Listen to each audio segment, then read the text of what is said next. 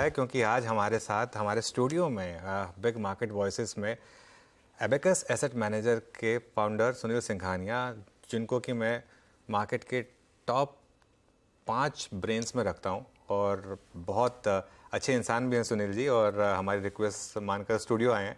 Sunil ji, good morning. Good morning. और मुझे वो इंटरव्यू याद है जो मैंने आपके साथ किया था, और आपने कहा था कि अभी तो बहुत तेज़ी है, और मैंने कहा था कि कहीं ये बबल के तो साइन नहीं है, और हमने उसके बाद क्या शानदार रैली देखी मार्केट में। अभी थोड़ी करेक्शन आ गई, भले ही शायद मच नीडेड थी, लेकिन अभी भी आप उतना ही पॉजिटिव है मार्केट को लेकर। और अब तो हमको लोग अपग्रेड भी कर रहे हैं, मॉर्गन स्टैनली का अपग्रेड आया, सुबह S&P का भी अपग्रेड आया।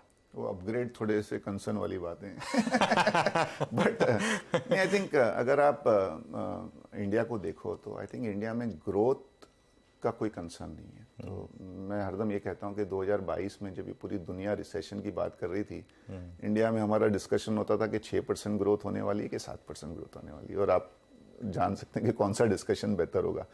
And we ended up growing at 7%। अभी नेक्स्ट 2-3-4 साल में भी हमारी ग्रोथ 6-7% से नीचे दिख नहीं रही है।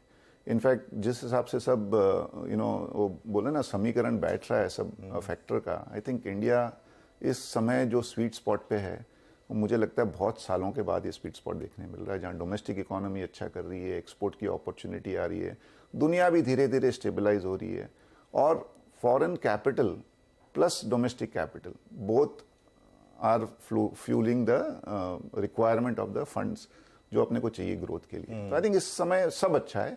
वैल्यूएशंस इतने सस्ते नहीं है, वी आर 18.5-19 टाइम्स FY25, लेकिन ऐसा भी नहीं है कि हम बबल कोई जोन। बिल्कुल बिल्कुल। तो slightly over valued but not exorbitantly over valued, और यहाँ से भी अगर आपका रिटर्न एक्सपेक्टेशंस थोड़ा सा बोलते हैं ना मॉडरेट या सेटिस्फैक्ट्री टाइप का है 12-15% का, तो आपको 12-15% क्या अगर मिल सकता है यहाँ से? मिल सकता है, डेफिनेटली मिल सकता है, क्योंकि उतना हमारा प्रॉफिट ग्रोथ भी दिख रहा है। तो 12-15% क्या अगर तो बहुत है वेल्थ जनरेट करने के लिए, अगर उसको आप बीच बीच में छेड़े ना अपने पोर्टफोलियो को, मतलब अपने रिटर्न्स को। तो सुनील सर, एक सेक्टर जिसमें आपने बहुत वेल्थ जनरेट की है, जो वापस काफ़ी टाइम के बाद फोकस में आया है, वो है फार्मा सेक्टर। और चाहे सिप्ला हो, लुपिन हो, आप कोई स्टॉक उठा के देख लीजिए, इवन रिसेंट लिस्टिंग मैनकाइंड हो, बहुत शानदार यहाँ पर अपॉर्चुनिटी बन रही है। ये क्या एक अंडर ओनरशिप या अंडर वैल्यूएशन का एक सिर्फ सहारा मिल रहा है, या फिर कुछ और स्टोरी बन रही है यहाँ पर? नहीं, तो फार्मा अगर आप देखिए ना, तो थोड़ा mid cycle kind of movement होता है उसमें, 2-3 साल थोड़ा सो जाते हैं, एंड उसके बाद में है ना they start to do well. तो फार्मा में आई थिंक पहले कोविड के टाइम पे बहुत अच्छा किया। कोविड के बाद में 2-3 चीज़ें हो गई। एक तो हम बहुत कॉशियस हो गए थे, हम हाथ धो रहे थे, बाहर खा नहीं रहे थे, कुछ खेल नहीं रहे थे, तो बीमार ही नहीं पड़ रहे थे। प्लस जो दूसरी इलेक्टिव सर्जरीज थी वो हमने सब डिफर कर दी, तो थोड़ा सा एक डिमांड जो है थोड़ी सी ड्रॉप हो गई। I think now we are back to normal. दूसरा, डोमेस्टिक फार्मा अगर आप देखो तो 12-13% अभी मंथ ऑन मंथ ग्रोथ आना शुरू हो गई, तो उसका भी एक सपोर्ट है। और थोड़ा सा ग्लोबल साइड पे आई थिंक थोड़ा स्टॉक स्पेसिफिक है, लेकिन 3-4-5 कंपनियों के जो रिजल्ट देखे हैं आपने, वो एक ड्रग के वजह से इतना उन्होंने पैसा कमा लिया है। तो I think those opportunities are again opening up. और वैल्यूएशन इतने महंगे नहीं थे, लार्ज फार्मा कंपनी भी 20-22 पी और उससे भी कम पी में मिल रही थी बहुत सालों बाद।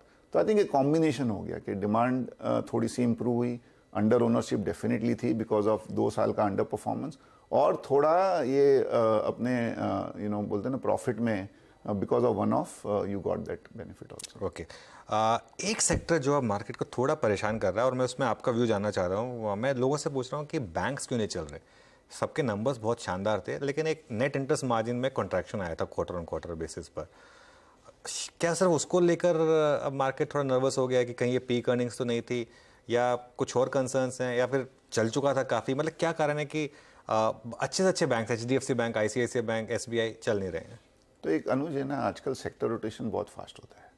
हर 2-3 महीने में है ना बाजार को कोई एक नया सेक्टर चाहिए। और आई थिंक बैंक पहले चल चुके थे, लास्ट 2-3 महीने में इसके लिए उन्होंने मुझे लगता है एक ब्रीदर लिया है। बट अगर आप देखिए ना, तो रिजल्ट जैसा आपने कहा बहुत अच्छे आए थे। आगे भी 2-3 साल रिजल्ट अच्छे आने चाहिए, क्योंकि उसमें एक तो NPA बचे नहीं, दूसरा अगर देश ग्रो हो रहा है तो क्रेडिट की रिक्वायरमेंट भी बढ़ेगी, तो आपका क्रेडिट ग्रोथ के भी नंबर्स ठीक ठाक आएंगे। और अभी लग भी रहा है कि एक बार इंटरेस्ट रेट इंक्रीज तो कम से कम है ना स्टेबल हो गया है। खाली एक ही इश्यू होता है बैंक में कि ग्लोबली अगर कोई भी प्रॉब्लम होता है तो सबसे पहले बैंक में उसका इम्पैक्ट नियर टर्म आता है। तो मे बी ये लास्ट 2-3 महीने में है ना, पहले silicon valley bank, Credit Suisse bank का थोड़ा सा ये रहा, अब जो यूएस का जो क्रेडिट रेटिंग को डाउनग्रेड किया गया है उसके हिसाब से थोड़ा सा एक बैंक में कंसर्न आया है। बट हमारा व्यू तो बहुत पॉजिटिव है बैंक में, और आई थिंक अगर ये देश को ग्रो होना है तो बैंकिंग और फाइनेंस सेक्टर को ग्रो होना ही होना होगा। बिल्कुल। अच्छा सुनील सर, आपने पिछले 3 साल में एक से एक बढ़िया मिड कैप्स निकाले हैं और क्या शानदार ग्रोथ रही है। ऑब्वियसली आप स्टॉक स्पेसिफिक बात नहीं करेंगे, लेकिन जैसे रूट मोबाइल हो गया, ऐसे कई स्टॉक्स आपने निकाले हैं। इस समय मिड कैप्स में आपको क्या इंटरेस्टिंग थीम लग रही है? मैन्युफैक्चरिंग एक थीम रही है, जैसे अभी रिसेंटली ये ईएमएस में काफ़ी पैसा बन रहा है। कोई नई थीम जो आपने आइडेंटिफाई की हो, अपने फंड में ऐड किया हो? तो एक तो है ना, थोड़ा सा एक मैं यहाँ पे क्वेश्चन करना चाहूँगा लोगों को कि बहुत मोमेंटम है बाजार में।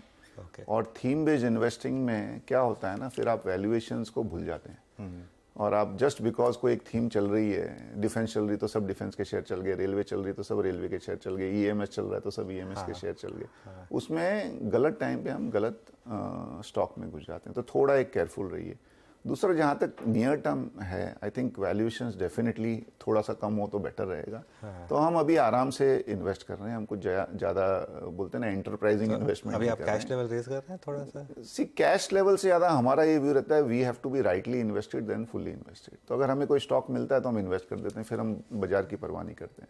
बट जहाँ तक मीडियम और लॉन्गर टर्म थीम का है, आई थिंक जो एक कंज्यूमर डिस्क्रिशनरी है या एक बिल्डिंग प्रोडक्ट्स है, आई थिंक उसमें हमें थोड़ा सा लग रहा है कि अच्छा एक demand growth over the next 2-3 years दिख रही है। तो I think there we are quite optimistic.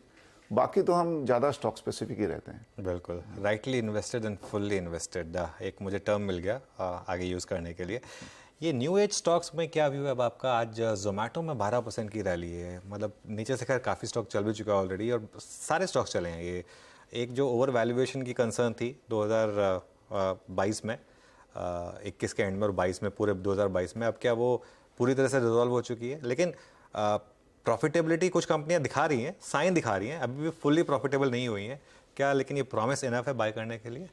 So one is I think ये सब कंपनियों को हेड्स ऑफ, जो उन्होंने बिजनेसेस क्रिएट किए हैं, जो बिजनेसेस एग्जिस्ट ही नहीं थे। बिल्कुल, विदाउट पता ही नहीं था कि बिजनेसेस हो भी सकते हैं। बिल्कुल। और हमारी लाइफ कितनी आसान की है।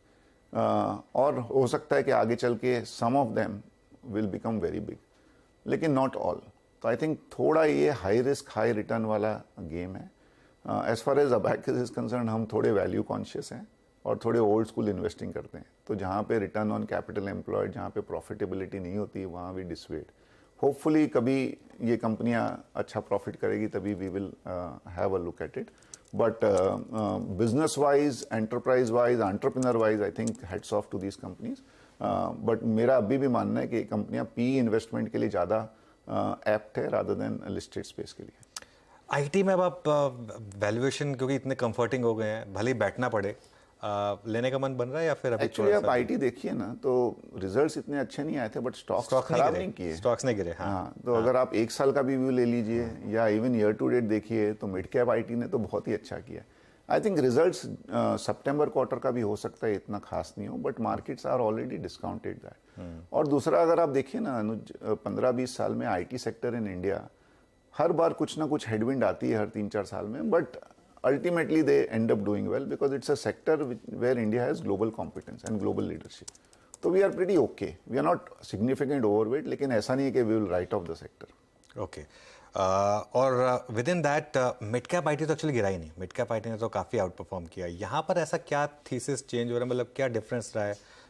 तो मिड कैप आईटी के growth have been actually better than large cap, largely because mid cap IT क्या एक अपना सेगमेंट पकड़ लिया है। So mid-cap IT is not like, say, a large IT company which has presence everywhere.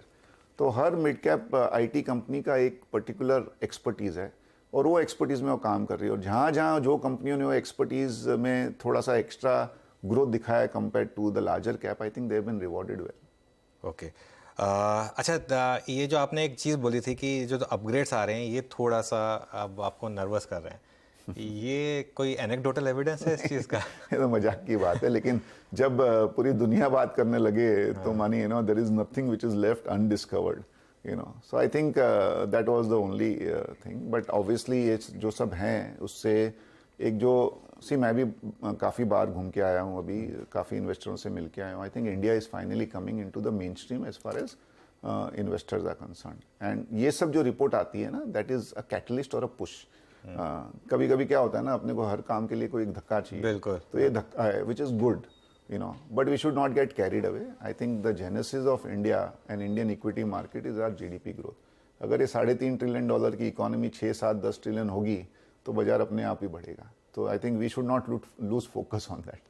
Economic growth is the most important. Sunil sir, आपसे जब बात करता हूँ कुछ ना कुछ नया सीखता हूँ। पिछली बार आपने मुझे बताया था कि बिल्कुल मार्केट में बबल नहीं है। आज आपने बिल्कुल सही बोला कि focus is to stay rightly invested, not fully invested. Thank you so much, आज आपने समय निकाला और हमारे स्टूडियो में आए। Thank you so much.